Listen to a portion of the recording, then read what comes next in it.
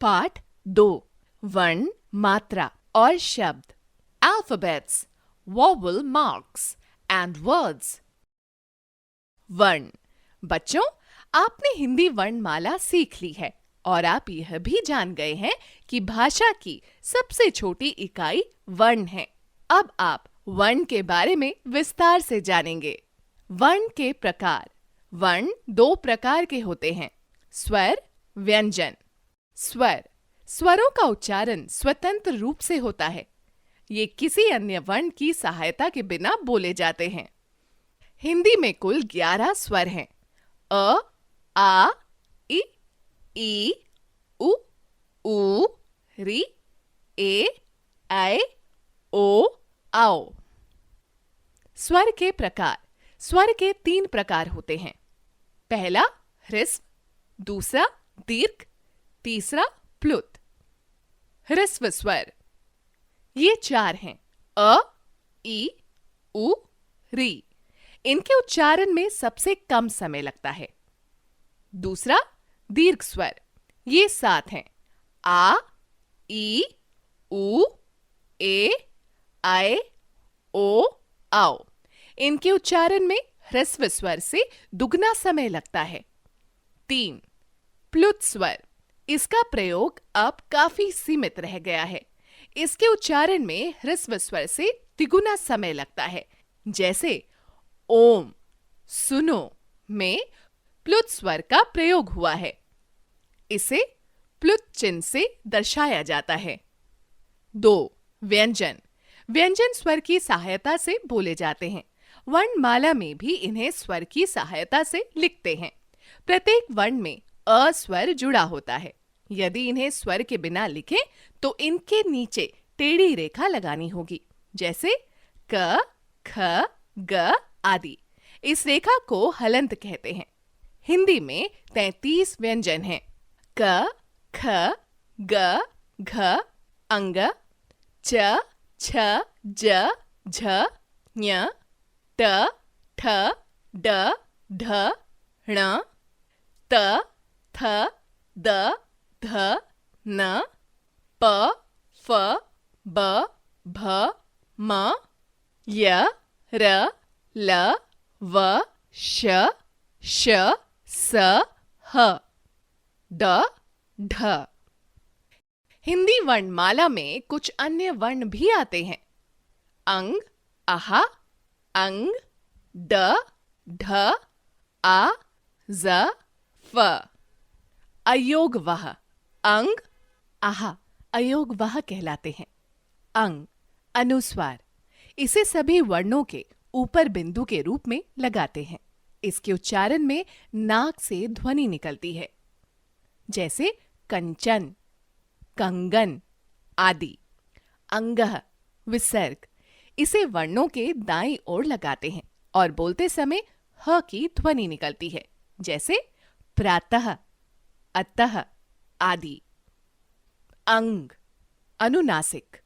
भाषा में सभी स्वरों के ऊपर चंद्र बिंदु का भी प्रयोग होता है। इसका उच्चारण मुख और नासिका दोनों से होता है, जैसे मां, चांद, गांव, आंख आदि। जिन स्वरों के ऊपर मात्रा होती है उनमें चंद्र बिंदु के स्थान पर केवल बिंदु लगाते हैं, जैसे म, ए, मैं, ह, ए, हैं, ड, ढ।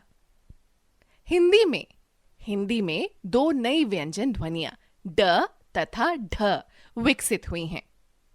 वस्तुतः ड, ढ व्यंजन जब 2 स्वरों के बीच में आ जाते हैं तब उनका उच्चारण क्रमशः ड, ढ हो जाता है, जैसे लड़का, चिड़िया, भीड़, जोड़ी, बढ़ई, पढ़ाई, चढ़ाई आदि। उच्चारण कीजिए और स्वयं अंतर जानिए। भेड़, चिड़िया, घोड़ा, पहाड़, बूढ़ा, सीढ़ी, चढ़ाई, पढ़ाई, पांडव, पंडित, ठंडा, डंडा, ढक्कन, ढोल, ढाई, ढीला। आगत ध्वनियां। आ, ज, फ का प्रयोग दूसरी भाषाओं से आए हुए शब्दों में होता है। औ, doctor, call, hall, coffee, toffee. ज, जरा, जमीन, रजाई, मेज, बाजार। फ, फन, तरफ, सफाई, सफेद। मात्रा। आपने देखा कि वर्णमाला में व्यंजनों के साथ अ स्वर जुड़ा हुआ है। अन्य स्वर भी सभी व्यंजनों के साथ जुड़ते हैं। व्यंजन में जुड़ने वाला स्वर का वह रूप मात्रा कहलाता है।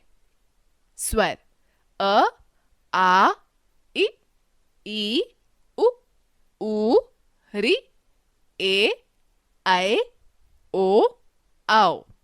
मात्रा आ, इ, ई, उ, ऊ, रि, ए, ऐ, ओ, औ। व्यंजन। मात्रा क, का, की, कु, कू, कृ, के, कै, को, कौ। विशेष। यहां ध्यान देने की बात है कि मात्राओं को लगाने का तरीका अलग अलग होता है। कुछ मात्राएं व्यंजनों के साथ लगती हैं। आ, का। कुछ मात्राएं व्यंजनों के नीचे लगती हैं। उ, ऊ, रि, कु, कू, क्री। कुछ मात्राएं व्यंजनों के ऊपर लगती हैं। ई, ए, ऐ, ओ, औ। की, के, कै, को, कौ। र वर्ण में ऊ की मात्रा नीचे ना लगकर बीच में लगती है। रू, रुपया, रूपा। द्वित्व व्यंजन। जब स्वर रहित व्यंजन समान स्वर युक्त व्यंजन से मिले तो उसे द्वित्व व्यंजन कहते हैं। जैसे क के बाद क आए तो उसका रूप होगा कक। द्वित्व व्यंजन के उदाहरण पढ़िए। क, कक, मक्का, पक्का। च, चच, बच्चा, सच्चा। ज, जज, लज्जा, सज्जा। ट, टट, पट्टी, मिट्टी। त, तत, कुत्ता, पत्ता। प, पप, चप्पल, छप्पर। ल, लल, उल्लास, चिल्लाना। ग, गग, लग्गी, डुग्गी। डड, गुड्डी, खड। दद, गद्दी, रद्दी। नन, अन, संपन्न। बब, डब्बा, झब्बा। मम, सम्मेलन, सम्मान। संयुक्त व्यंजन। जब स्वर रहित व्यंजन अन्य स्वर युक्त व्यंजन से मिले तो उसे संयुक्त व्यंजन कहते हैं। जैसे क, ख, कख, मक्खन, मक्खी आदि। संयुक्त व्यंजन के अन्य उदाहरण पढ़िए। च, छ, चच, मच्छर, स्वच्छ। त, थ, तथ, पत्थर, जत्था। त, य, त्य, त्योहार, त्याग। ट, ठ, टठ, गट्ठर, लट्ठा। क, य, क्य, क्यारी, वाक्य। प, य, प्य, प्यास, प्यारा। संयुक्ताक्षर। कुछ संयुक्त व्यंजन मिलकर एक नया रूप बनाते हैं। इनमें उनकी लेखन विधि पूर्ण रूप से ही बदल जाती है। ऐसे संयुक्त व्यंजनों को संयुक्ताक्षर कहा जाता है। हिंदी में 4 संयुक्ताक्षर हैं: क, श, श, कक्षा, क्षमा, ज, ञ, ज्ञ, ज्ञान, संज्ञा, त, र, त्र, पत्र, सत्र, श, र, श्र, श्रम, श्रमिक। र के प्रयोग: स्वर रहित र आगे आने वाले व्यंजन के ऊपर इस रूप में लगता है। इसे रैफ कहते हैं, जैसे धर्म, कर्म, फर्श, शर्त आदि। जब स्वर युक्त र से पूर्व स्वर रहित व्यंजन हो तो र तो व्यंजन की खड़ी पाई के साथ नीचे इस रूप में लगाया जाता है। इसे पदेन कहते हैं, जैसे क्रम, चक्र, नर्म, ग्रह आदि। जिन वर्णों में खड़ी पाई नहीं होती, जैसे ट, ठ, ड, ढ आदि, उनके साथ भी र नीचे आता है। इन वर्णों में र पदेन के इस रूप में लगाया जाता है, जैसे ड्रामा, ट्रक, राष्ट्र, ट्रॉली आदि। र जब स्वर युक्त होता है तो स्वर की सामान्य मात्राओं के साथ इसी रूप में आता है, जैसे भारत, भारी, रेत, रात आदि। शब्द: बच्चों, आपने देखा कि हम व्यंजनों में स्वर और उनकी मात्राएं या व्यंजन में व्यंजन जोड़ते हैं। इन स्वर व्यंजन ध्वनियों को जोड़कर शब्द बनाते हैं। जब हम वर्ण तथा मात्राओं को सही स्थान पर लिखते हैं, तभी सार्थक शब्द बनता है। वर्णों के जिस मेल का कोई अर्थ ना हो, उसे शब्द नहीं कह सकते। जैसे लखपा, यह शब्द नहीं है, जबकि पालक शब्द है। इसे कहते ही हमारी आंखों के सामने हरी हरी पत्तेदार सब्जी आ जाती है। वर्ण विच्छेद: किसी भी शब्द के वर्णों को अलग अलग करना वर्ण विच्छेद कहलाता है। जैसे बालक, ब, आ, ल, अ, क, अ। कक्षा, क, अ, क, श, आ। पत्र, प, अ, त, र, अ। अंक, अ, अंग, क, अ। धर्म, ध, अ, र, म, अ। वर्ण संयोग: वर्णों को जोड़कर शब्द बनाने की प्रक्रिया को वर्ण संयोग कहते हैं। जैसे ब, आ, ल, ई, क, आ, बालिका। क, र, अ, म, अ। क्रम, क, अ, र, म, अ। कर्म। विशेष: हम जैसा बोलते हैं वैसा ही लिखते हैं, इसलिए हिंदी को हम वैज्ञानिक भाषा कहते हैं।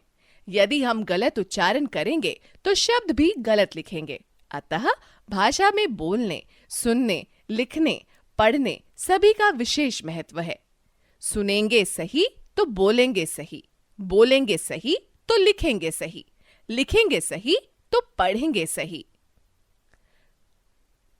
कुछ शब्दों के सही रूप देखिए: अशुद्ध, शुद्ध, विद्या, विद्या, उज्ज्वल, उज्ज्वल, परीक्षा, परीक्षा, प्रतीक्षा, प्रतीक्षा, निरोग, निरोग, नीरस, नीरस, कृपया, कृपया, कृपा, कृपा, आशीर्वाद, आशीर्वाद, चिन्ह, चिन्ह, उदाहरण, उदाहरण, अर्धम, अधर्म, प्रकृति, प्रकृति, द्रव्य, द्रव्य, वंशज, वंशज, श्रीमती, श्रीमती। एक बार फिर से, वर्ण भाषा की सबसे छोटी इकाई होती है। वर्णमाला में सारे वर्ण एक निश्चित क्रम में होते हैं। व्यंजनों के उच्चारण के लिए स्वरों की सहायता लेनी पड़ती है। हिंदी वर्णमाला में 11 स्वर तथा 33 व्यंजन यानी कुल 44 वर्ण होते हैं। दो संयुक्त व्यंजनों को मिलाकर बना ऐसा व्यंजन जो नया रूप धारण कर लेता है संयुक्ताक्षर कहलाता है, जैसे श, त्र, ज्ञ, श्र। ड, ढ का उच्चारण ड, ढ से भिन्न होता है, जैसे चिड़िया, पढ़ाई, डमरू, ढोल आदि। वर्णों तथा मात्राओं का क्रमबद्ध तथा सार्थक समूह शब्द कहलाता है।